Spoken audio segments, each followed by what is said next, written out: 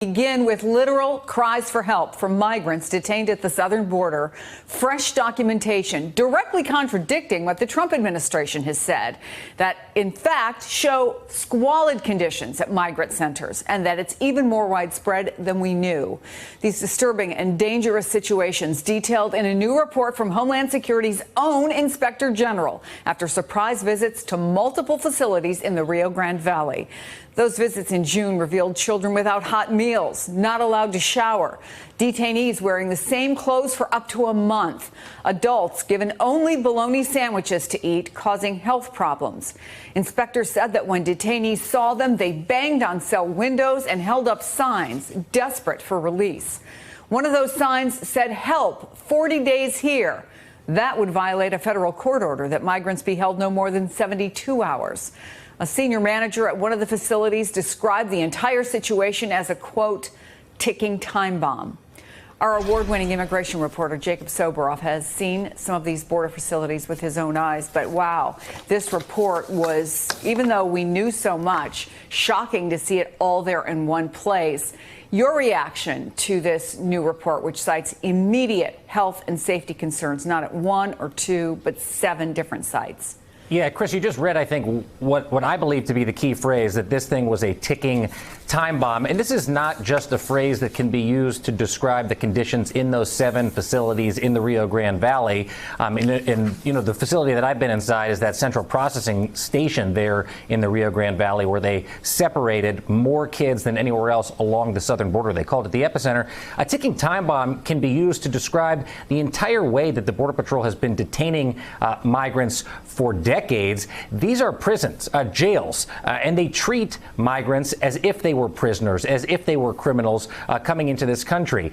They've always been set up as a system of intake, jail processing type stations where nobody's supposed to be there for longer than 72 hours. And it was only a matter of time before they were going to see another surge like they did and like they are seeing along the southern border today. And what happens when you have tens of thousands, hundreds of thousands of people coming into the country and are being placed into tiny little jail-like facilities that are designed for single adult males to be there for an abbreviated period of time? It's exactly what we're seeing in this DHS OIG report about the RGV sector, and it's exactly what Julia Ainsley and I reported about what has been going on in El Paso just a couple days ago. Yeah, so a couple of weeks ago was when this report was done, this inspection was done, and at the time the DHS said that it required immediate attention and action. So it sounds like, at least in some instances, there are no major changes in the last couple of weeks. Is that your read?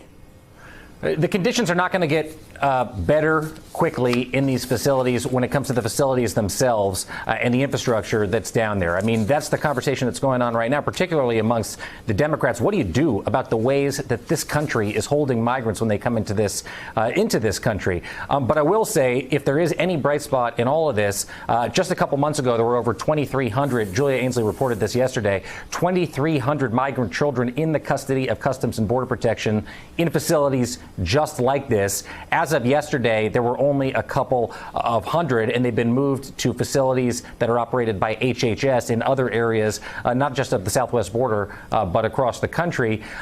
It doesn't mean that the facilities are getting any better. It means that the children, for now, have been moved out in large part, at least according to what Julia has learned from CBP. Yeah, I saw one report that a baby was being held in one of the places that was really cold, and actually their hands and feet had turned blue. So obviously there are some serious problems here. Jacob, you're going to stay with me. I want to also bring in Washington Post White House Bureau Chief Phil Rucker, Rick Tyler, a Republican strategist and co-founder of Foundry Strategies. Doug Thornell is a former DNC senior advisor and principal at the political consulting firm SKD Knickerbocker. So, Phil, we've now seen multiple reports from Trump's own administration citing these terrible conditions. Is it changing the conversation in the West Wing at all? Not much, Chris. What we've not seen from the administration and from the president himself is real moral leadership on this, or a focus on the humanitarian crisis.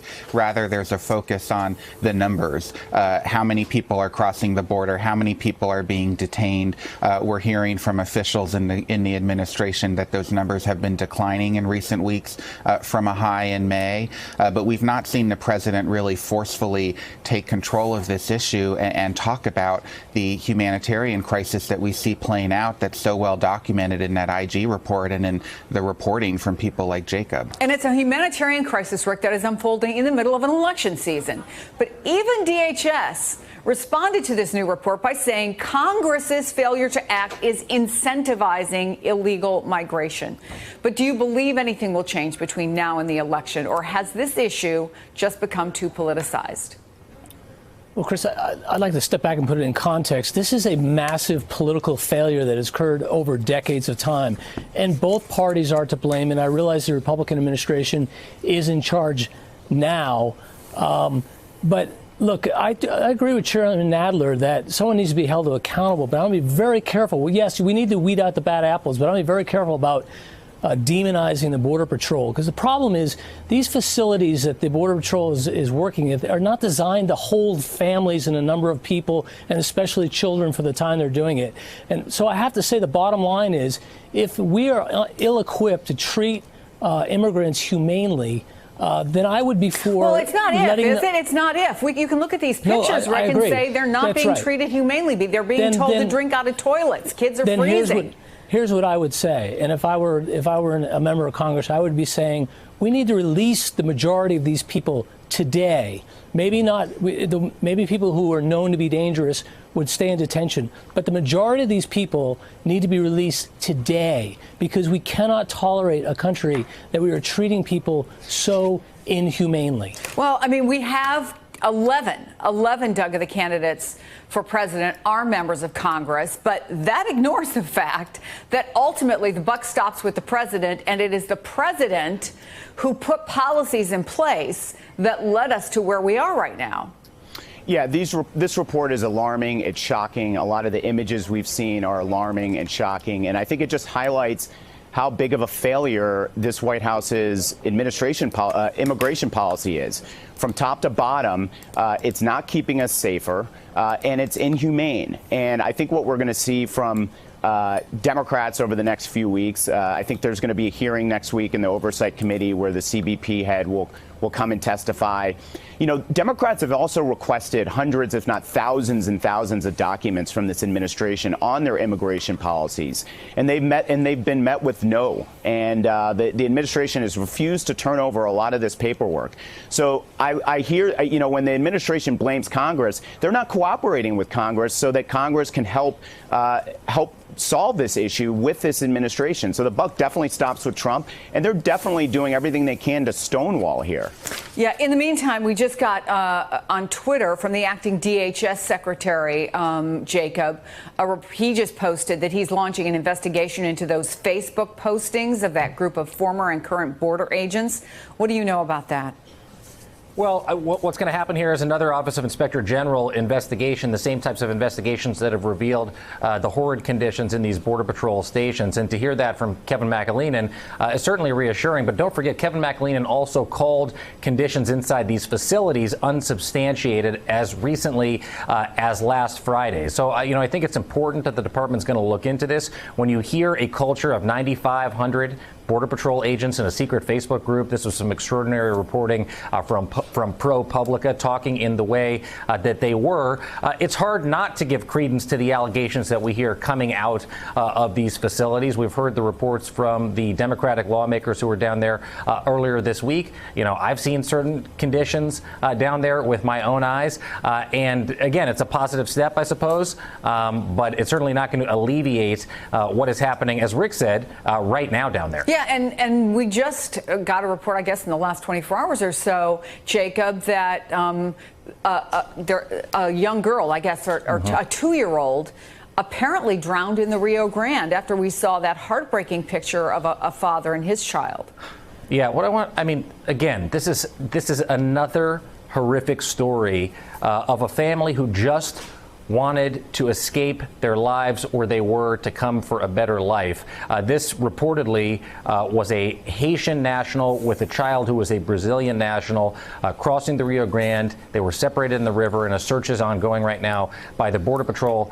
If it turns out that this child did not survive, I want everybody to remember that 7 100,000 people have died trying to come into this country since 1998. The failures of our border policy as Americans have been systemic literally for decades in Democratic and Republican administrations. No one has treated migrants more inhumanely, and take it from me who's seen it myself, than the Trump administration. But this is a problem that has been festering literally for decades. And now finally, as far as I'm concerned, it's refreshing, it's reassuring to hear all of us debating how we fix it so that this does not continue to happen. Yeah, well, it depends on who the we is, because the president is actually doubling down. So you have There's no doubt about that, children Chris. who are dying, right?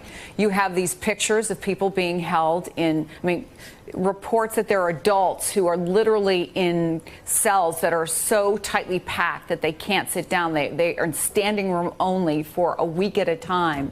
And yet he's signaling more detentions after tomorrow, imposing fines on undocumented migrants who don't show up for court. Phil, I was thinking back to when the First Lady went down at the time of the family separation, and some people thought, well, maybe the First Lady and Ivanka will impress upon him the inhumanity of what's happening down there. But is there any scenario that you see, having covered this president, that suggests to you that he will shy away from this as a campaign issue?